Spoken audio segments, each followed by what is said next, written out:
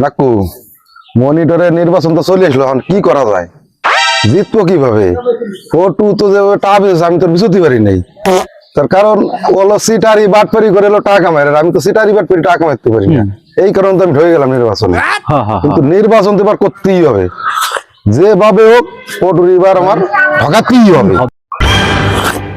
টিপজল এই বুদ্ধিটি কেমন দেখদিন, আমরা যাইয়া ওই ম্যাডামের কোচিং ভর্তি হই। তোর কি মাথা খারাপ? ম্যাডামের 1 মাসের কোচিং এর বেতন কত তুই জানিস? ওই বেতন যাই হোক, আমরা কি 1 মাস পড়বো নাকি?